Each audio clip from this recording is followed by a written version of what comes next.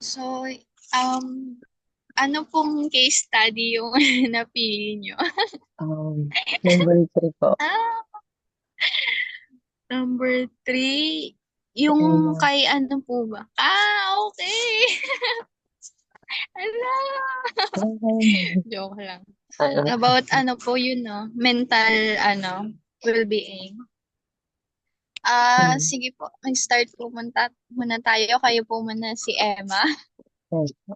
Good morning po. Sige po.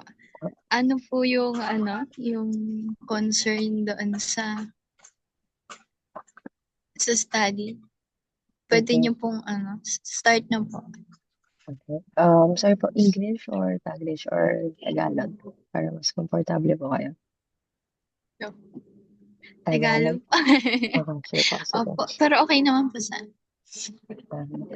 So, as a counselor, morning po ma'am.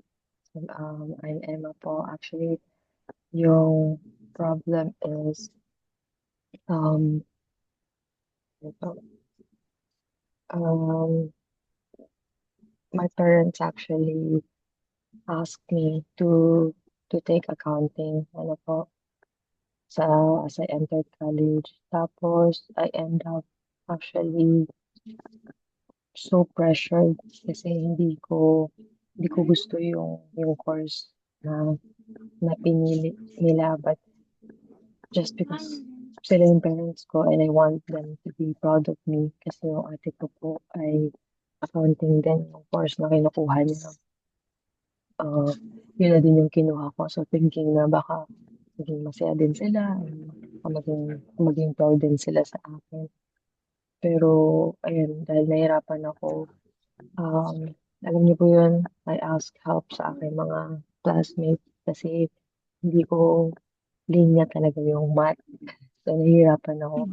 Then at first I thought I'm just asking their help, pero um, ano ba, kinokopya ko na yung mga sagot nila, yun yung I end up ng ganun yung sitwasyon hanggang sa una, I thought wala namang nakakita. Pero, ayun, I tend to fail yung exam kasi nga talagang siguro wala siya sa loob ko or talagang nahirapan talaga ako. Kaya ngayon po I'm so disappointed sa sarili ko kasi parang feeling ko hindi ko sila hindi sila naging proud sa akin or naging masaya sa akin. Tapos, I believe, ganun din sila, no, yun yung nakikita ng parents ko sa akin, tawat na nangyari. So, ayun po, paano kung dapat ko bang gawin sa ganung sitwasyon ko? So, salamat po sa share. At gusto ko lang pong itanong sa'yo kung ano po yung nararamdaman niyo po ngayon sa pangyayari.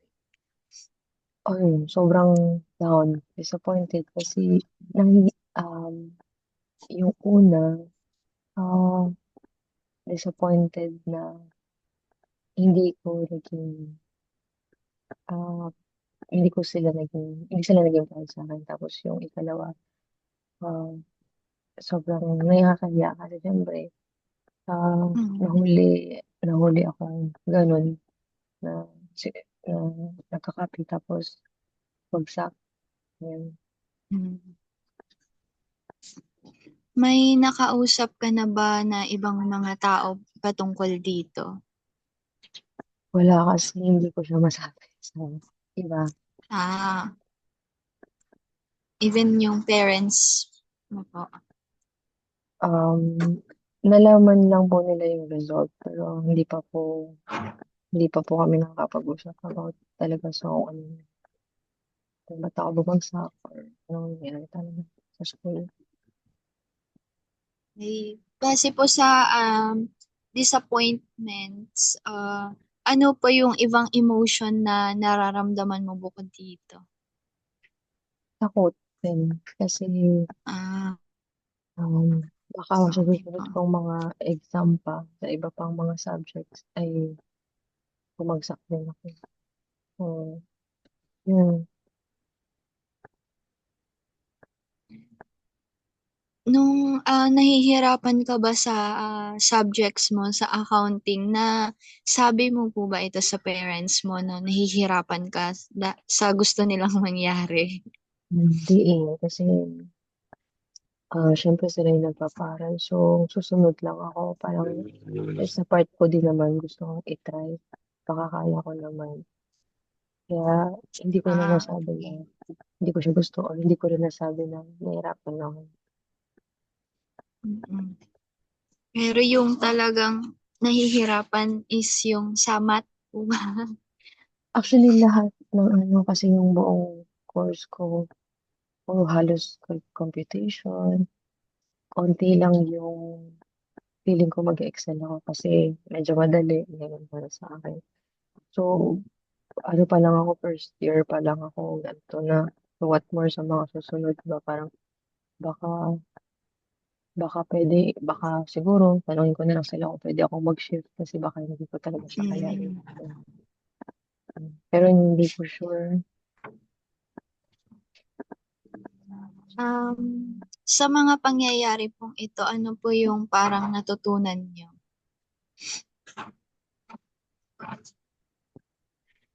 Bukod sa mag-aral pa, um, hindi, hindi ko sure kung gusto ko na i-request sa magulang ko na mag-shift ako ng course. Pero,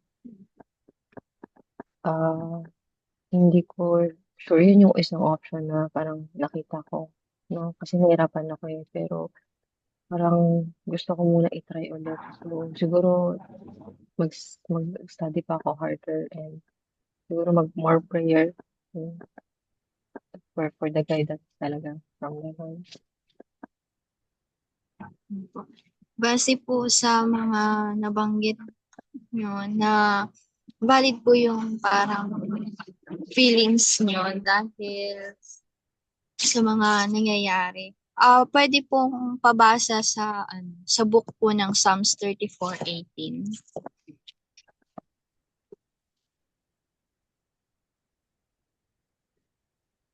Psalms 34:18.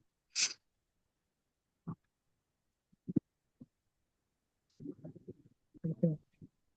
The Lord is nigh unto them that are of a broken heart, and saveth such as be of a contrite spirit. Napakaganda po ng Mm. sinabi po dito na God is near to para po sa'yo even sa mga failure and disappointments. And then sa Book of Micah po na 7:8, pwede pong pakibasa din po yung book ng Micah 7 verse 8.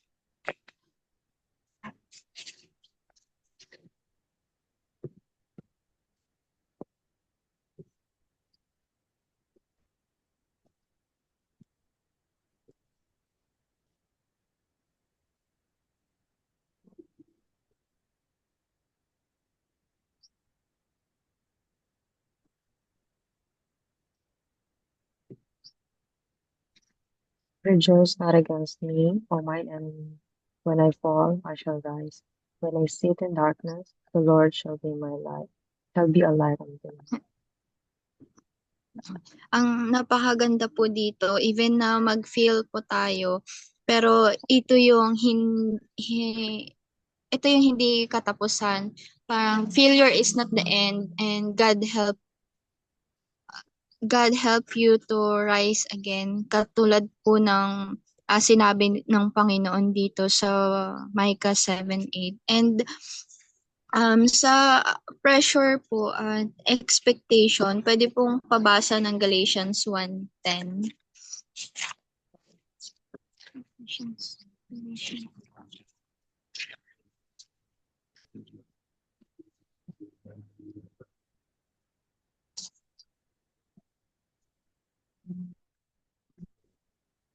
Galatians 1:10, or do I now persuade men or God?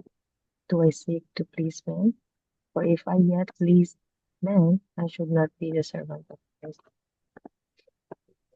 Opo. You doesn't have to live only for parents' approval. God's plan for your life matters too. Kaya po sinabi dito na na wait lang. Parang yung gagawin po natin is kung ano yung po yung nakaka-please sa Panginoon at yung plan ng Panginoon talagang nandyan na parang sa sinabi mo na parents yung nasusunod, ano, hindi, wait lang.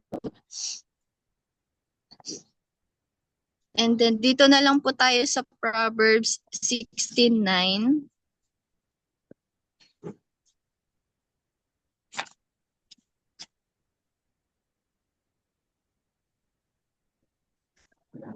Proverbs chapter 16, verse 9. A man's heart deviseth his way, but the Lord directed his steps.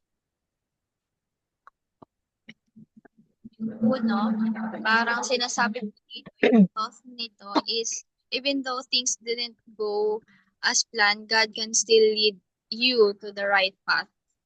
Even nga hindi mo gusto yung kinuha mo, pero nilalagay ka ng Panginoon dyan na um, God can still lead you to the right path. Katulad ng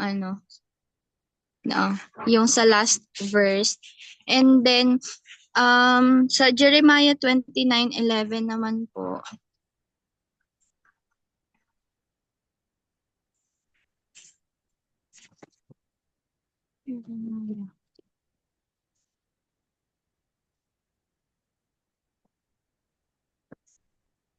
Jeremiah 29:11. For I know the thoughts that I think toward you, saith the Lord, thoughts of peace and not of evil, to give you an expected end.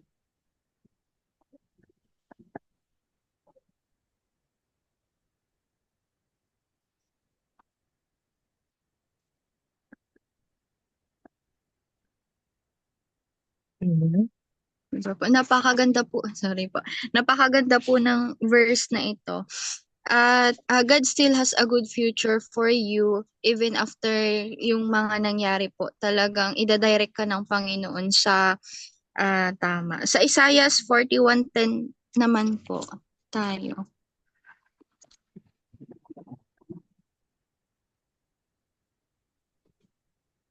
Fear thou not, for I am with thee. Be not dismayed, for I am thy God. I will strengthen thee, I will help thee. I'll uphold thee with the right hand of my righteousness.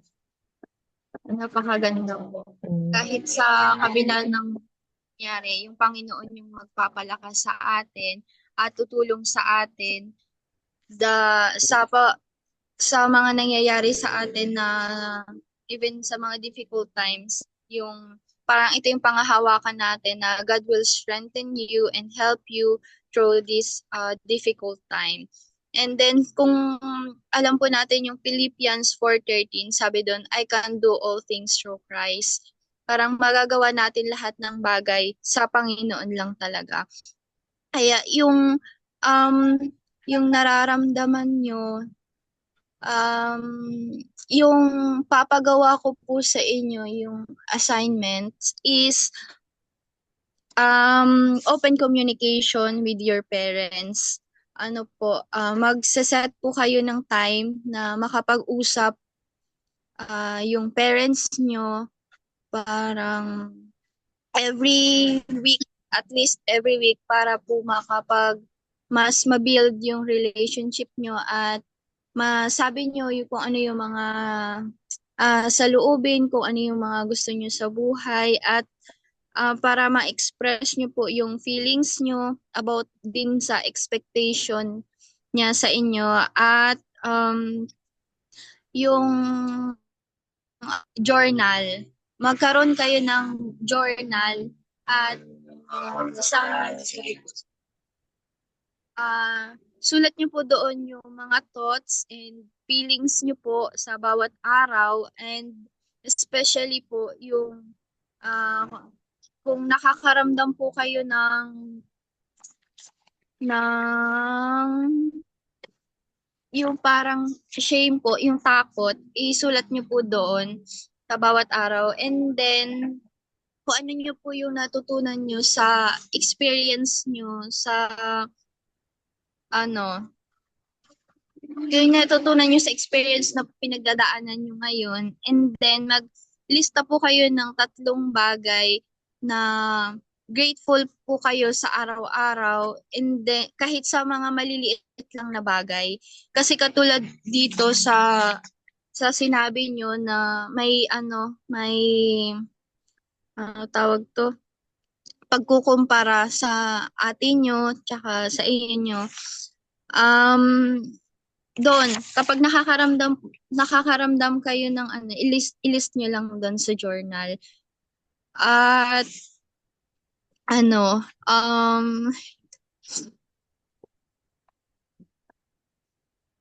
at ano po, daily Bible reading, yun yung parang pinaka-importante katulad nung binasa nyo nga kanina sa Jeremiah 29:11 na God has a plan for the future. Yung Panginoon lang talaga yung may control sa future natin.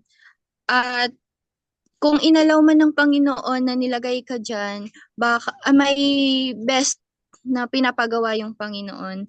At yun, yung Jeremiah 29:11 na isulat nyo doon kung yung ano yung um, ma-apply nyo sa buhay nyo. And then, yung i-memorize nyo po yung Isaiah 41:10. 41:10, 41.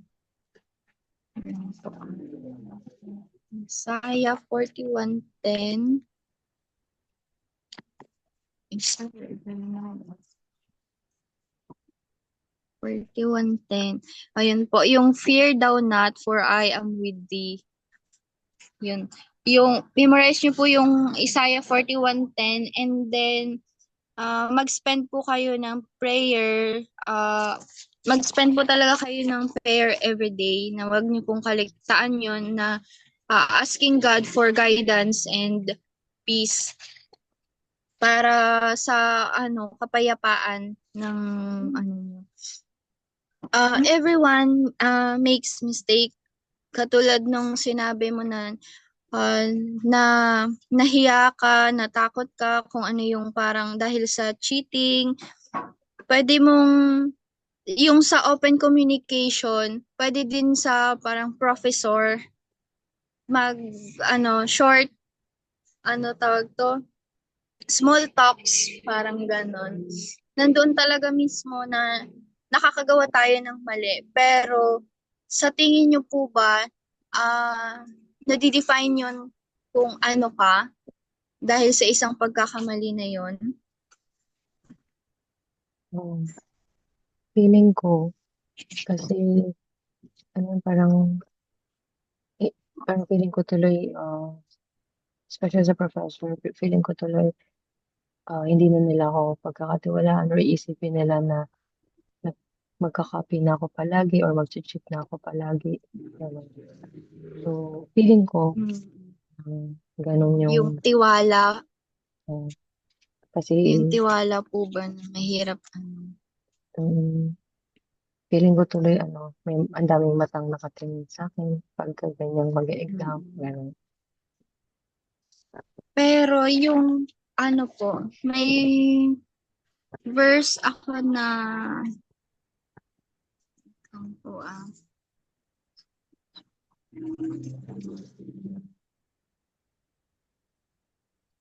yung lahat po ng parang iniisip nyo, pwede nyo sa Philippians 4:6-7, you can bring your worries to God and He will give you peace.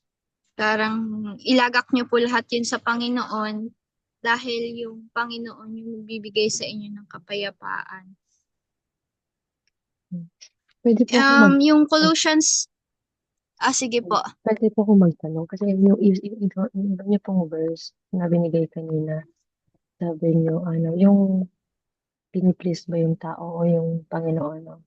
So, medyo nalilito po ako kung itutuloy po ba yung accounting ko na course o kasi yung iba rin po nun yung verse, binigay niya sa akin, parang, the Lord will give, the Lord will parang the Lord will help me. So, gusto kong malaman kung dahil meron kayong binigay niya sa amin sa akin na communication sa aking, open communication sa aking parents. Should I start na po ba na tanongin sila, baka pwede ako mag-shift dahil hindi ko talaga kaya o dahil, Opo. or itry ko pa dahil maybe the Lord will gonna give me wisdom as I study. Ganun. Ano po bang ano? ah Ayun po. Ah, you still have choices po sa Proverbs 5 to 6. Even though na sinabi ng Bible na obey your parents, pero pwede niyo po silang makausap kapag nahihirapan po kayo maiintindihan po kayo ng magulang. Proverbs 3:5 to 6.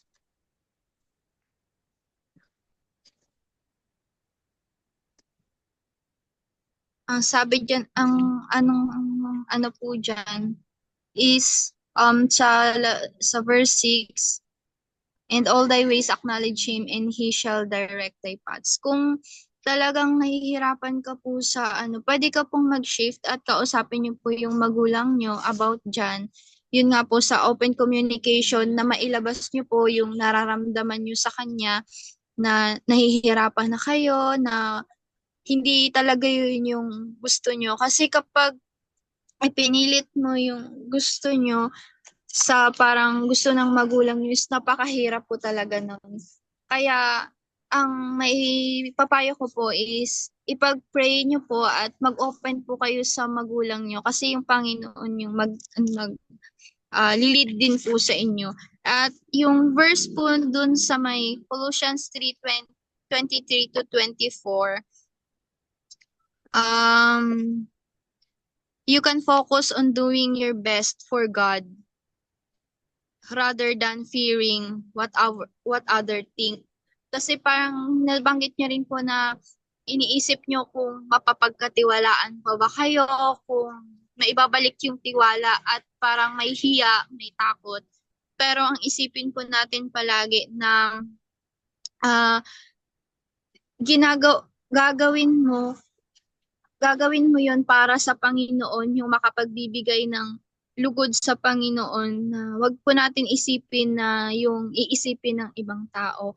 At about naman po doon sa cheating, sa ano, sabi po sa 1 John 1:9, pag mag-confess po tayo ng ating mga kasalanan, ay matapat po yung Panginoon na magpapatawad sa atin.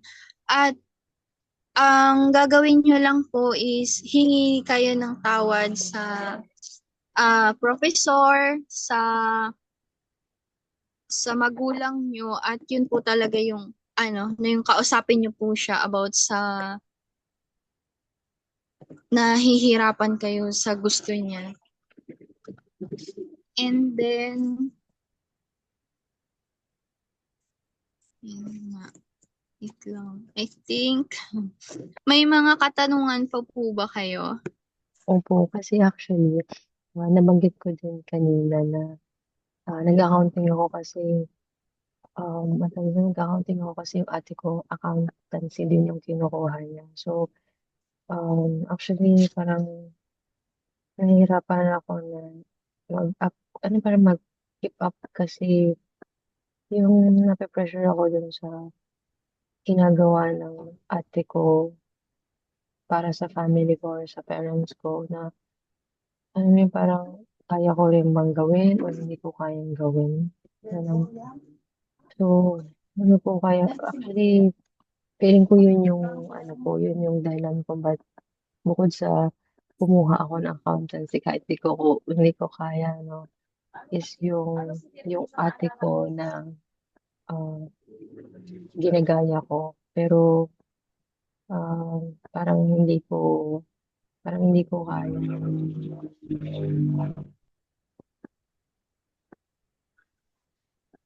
yung para sa ano, yun nga, yung parang sinabi ko sa verse kanina na ah, focus ka sa tingin niyo po ba yun yung will din ng Panginoon sa inyo na makapag-pursue sa account ano po ba yung gusto niyo talagang course? Kung papipiliin kayo na ibang course, ano ito bukod sa ano accounting? Gusto kong maging chef eh. Malayo, di ba? Mm.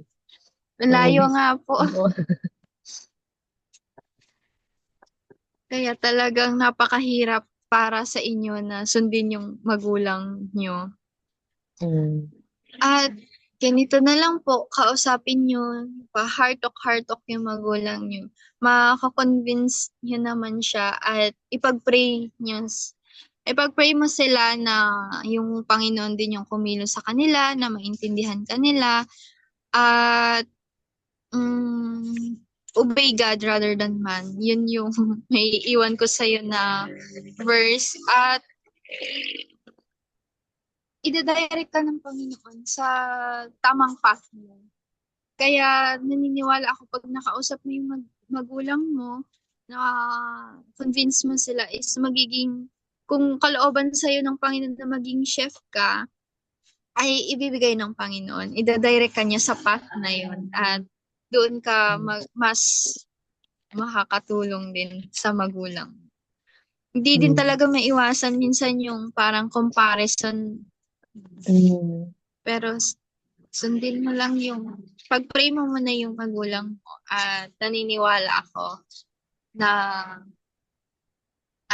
na i-ano ka ng Panginoon.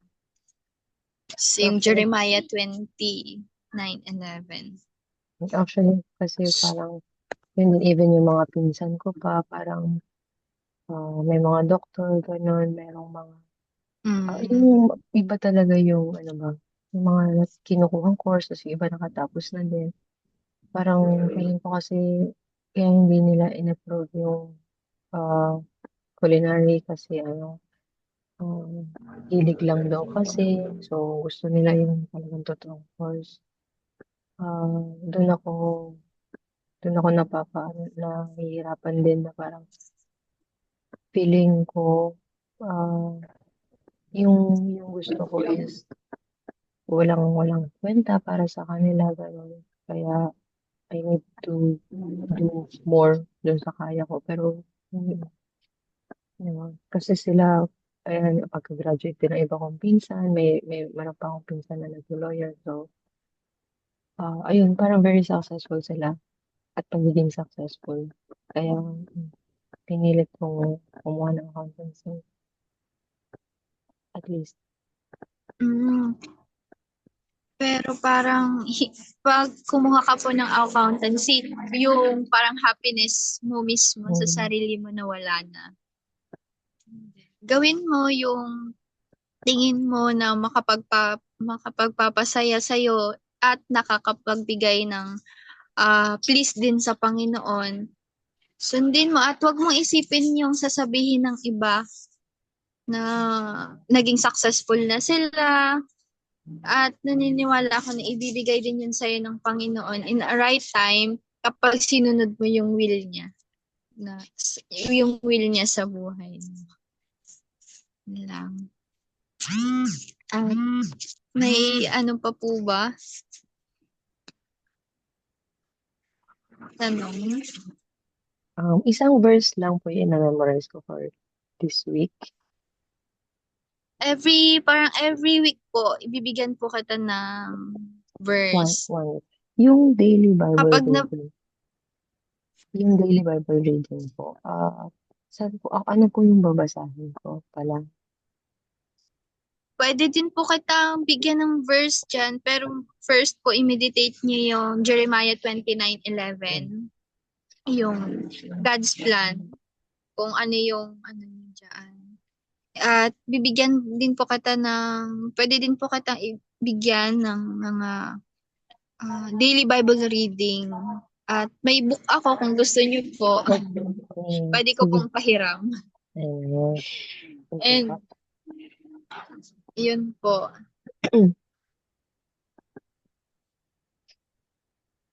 Um, Wala okay naman na na po po ba? akong ibang, Sa wala naman po ibang tanong. ano po? Wala naman na po akong ibang tanong. So, pag sa ano po, sa pag-usap po natin next week, yung sa daily Bible reading, i-ask ko po kayo kung ano yung mga natutunan nyo sa verse na yun. Yun po. Tapos, update, tanungin ko rin po kayo kung friends nyo sa maging sa friends, dun, mas maano pa, maging, Okay po.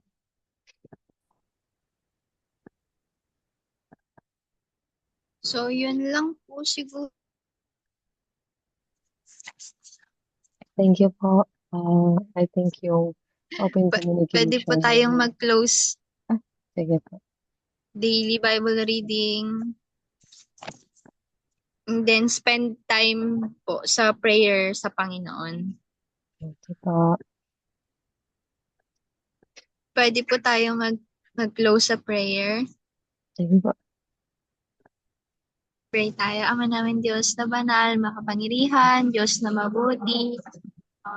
Salamat po sa time na ito na makapag-usap po kami ni Emma. Kayo pong patuloy na mag-guide sa future plans niya, na makausap niya yung parents niya patungkol po dito, na magkaunawaan po sila. Kayo pong patuloy na kumilos sa bagay na ito.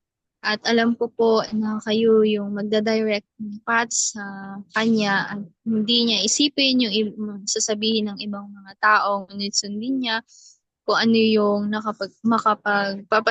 makapagpapasaya sa kanya at mabigyan kaya ng kapurihan, magawa niya nais niyo sa kanyang buhay. Tulungan niyo po siya maging sa mga gagawin niya na assignments, sa spend time sa inyo, maging sa pakikipag-usap niya sa kanyang mga magulang at sa Bible reading niya na magawa niya ito upang mas makilala ka niya at mas lumalim ang kanyang relationship sa inyo.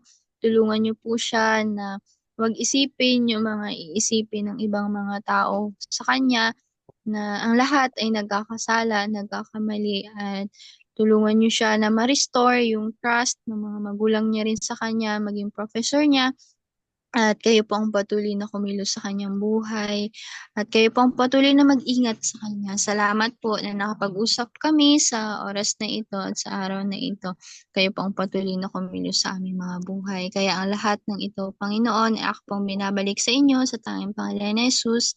Amen. Sige po. Thank you po. Po. Sakto ka. Ang galing may 2 minutes pa rin. Thank you, Nina. Sorry po. First time ko po na mangyari sa buhay ko yun. Okay. Congrats! Tapos na. Ayun. Yun yung suggestion lang. Meron pa namang ano, meron bang 2 minutes. Pag nag-discuss ka, especially ng truth, bigyan diin mo yung gustong sabihin ng Panginoon. We can't just Opo. say na maganda yung verse or something, but yung pagbigay mo ng truth, magbigay ka rin ng illustration, mas makakatulong kasi yun kasi when you give illustration, mas maiintindihan niya na mayroong ganoong example na ano na nangyayari pala. So, na normal yung na-experience ko. Diba? Tapos, Ay po. though i-share ko sa'yo yung ano, ang tawag yung grading sheet din para at least alam mo. Pero, ayun lang, parang yun yung pinaka-main na nakita ko na, kasi yung pinaka-importante, when we share the truth and yung scripture, wag yung shallow yung ano natin, pagkaka-share sa ibang tao. Kasi hindi natin sure kung babalik pa siya or hindi na siya babalik, no? And then, ah, hindi ka nag-start ng prayer. Sabi ko sa'yo, ano, Mm. before, sabi ko, pray muna tayo to start, no? Eh, pero magpe-pray ka pa ulit and then you miss that. But that's okay. Okay po. Oo. Tapos, yun din, compassion. Kasi meron dito express concern and give hope. You gave hope, pero iba pa rin kasi yung pagiging compassionate natin, no? Yung parang nakikisimpatya tayo sa kanya na, oo nga, ganyan, ganyan. Meron tayo, hindi lang natin na-express ng ganon, no? So, yun yung pinaka-isang importante pag nagka-counsel. Kasi syempre, ang mararamdaman ko is, ah, nararamdaman niyo ba yung nararamdaman ko o hindi? Yung parang,